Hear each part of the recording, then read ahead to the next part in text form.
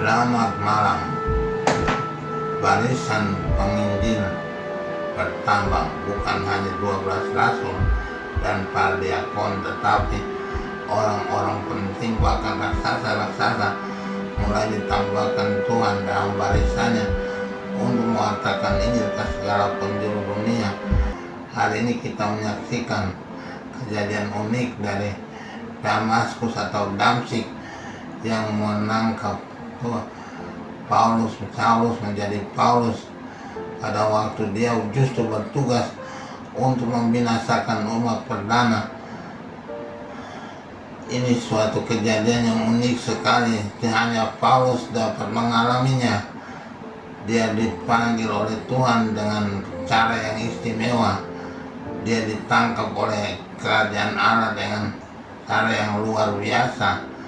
Dia dipanggil namanya pada saat dia menggebu-gebu untuk membinasakan barisan pertama dari orang-orang percaya. Dia mau pergi untuk membinasakan, menangkap orang-orang di Damsyik yang menyebut nama Yesus atau mengaku dirinya pengikut Yesus. Padahal di luar kota Damaskus kita semua tahu bahwa dia mendapat penglihatan yang begitu indah. Tuhan memanggil namanya, "Saulus, Saulus, kenapa engkau menganiaya aku?" "Siapa engkau Tuhan?" kata Paulus. "Apa Yesus yang engkau aniaya?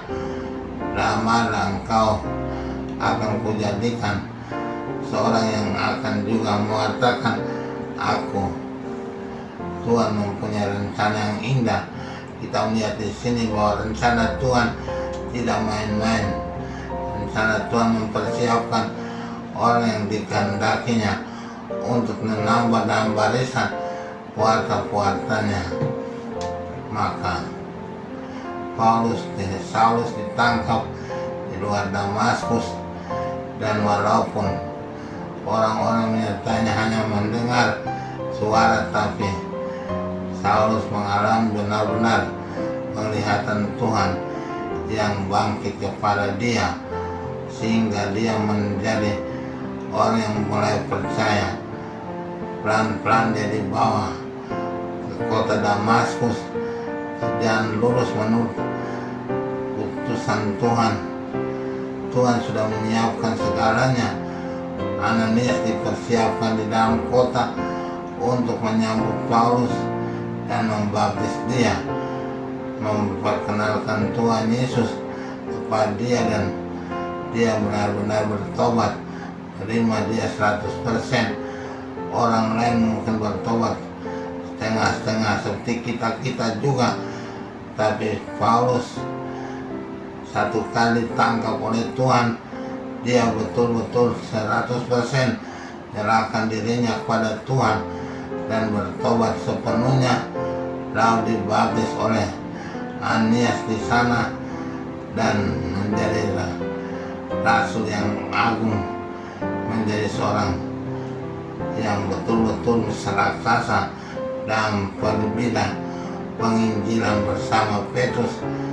Kalau kita pergi ke Roma, depan Basilik Santo Petrus ada dua patung yang besar, patung Santo Petrus di sebelah kanan dan patung Santo Paulus di sebelah kiri. Petrus membawa kunci sebagai tanda Tuhan pernah menyerahkan kunci kepada Petrus, tapi Paulus memegang pedang, berarti pedang rohani, pedang roh, pedang firman yang diberikan oleh Tuhan Yesus kepada Paulus, dan Paulus menerimanya dengan ikhlas untuk mengatakan Injil kemanapun dengan risikonya. Kemudian dia sendiri pun dibunuh, tapi dia juga tidak takut lagi. Dia dengan gagah berani.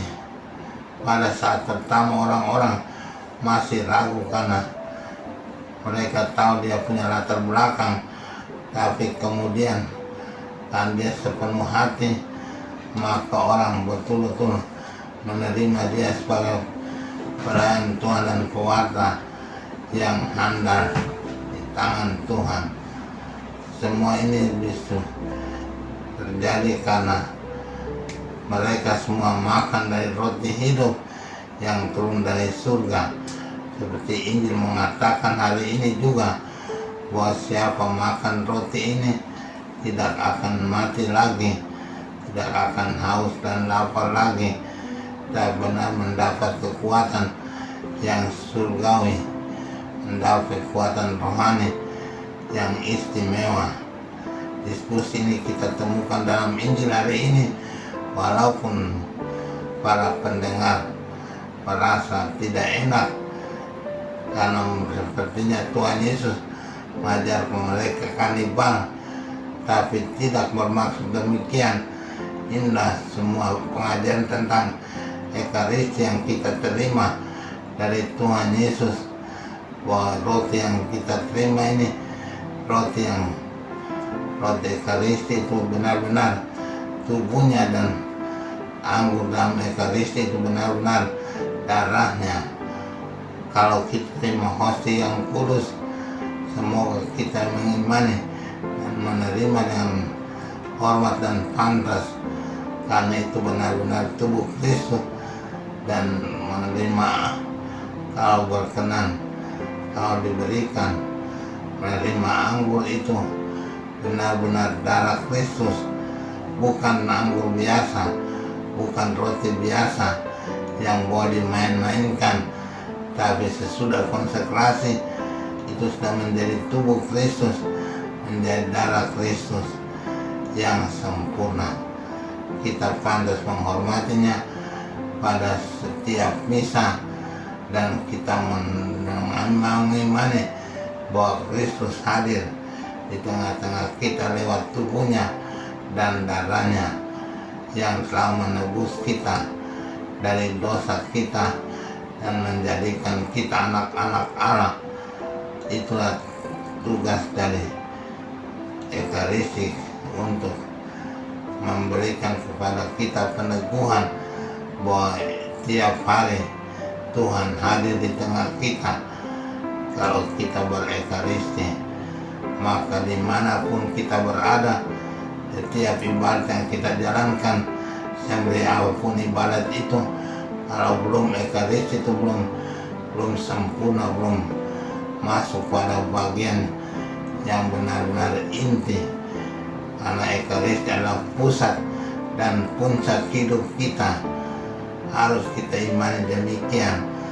Sebab itu menghadirkan roti hidup dari surga yang memberikan kekuatan pada kita. Itu kekuatan para rasul, kekuatan para pewarta Injil sepanjang masa sampai hari ini. Setiap orang yang menerima tubuh Kristus benar-benar dikuatkan dan benar-benar diberikan rahmat dari surga untuk menjadi anak Allah. Semoga kita benar-benar menghayatinya demikian dan mendapat kekuatan daripadanya. Dengan kekuatan iman yang kudus itu kita hidup tiap hari, karena roti hidup yang kita terima. Ada pernah terjadi, saya ingat di Prancis, seorang ibu yang selama 1-2 tahun tidak makan apa-apa selain hostia saja yang diterima karena sakitnya. Tapi dia kuat, dia tetap merasa bahwa tiap hari dia mendapat makan yang paling enak yang diterima dari Ekaristi Kudus, sehingga dia kuat sepanjang 2 tahun dia sakit itu. Dia tidak mengeluh dan merasa kurang apapun, sebab Tuhan mencukupi dia dengan kekuatan surgawinya. Maka kita pun demikian. Semoga kita tiap hari kalau berkesempatan mendapat Ekaristi, kita hormat dan menerima dengan pantas, lalu merasa bahwa kita dikuatkan oleh Tuhan, percaya penuh pada Tuhan, dan kembali ke rumah dengan gembira lanjutkan misi para rasul dan para putra perdana. Semoga demikian. Amin. Tuhan Bapa yang baik, kami bangga karena Engkau mempunyai rencana yang tersusun rapi. Tiap orang Kau persiapkan apa yang menjadi tugas untuk mewartakan Injil-Mu dalam gereja-Mu. Saulus menjadi Paulus karena Engkau sudah menyiapkannya dan menjadi benar-benar kemudian pewarta Injil yang teguh di seluruh dunia. Karena jasa Paulus, dia boleh menjadi orang yang membawa warta Injil ke tempat-tempat yang sulit sekalipun.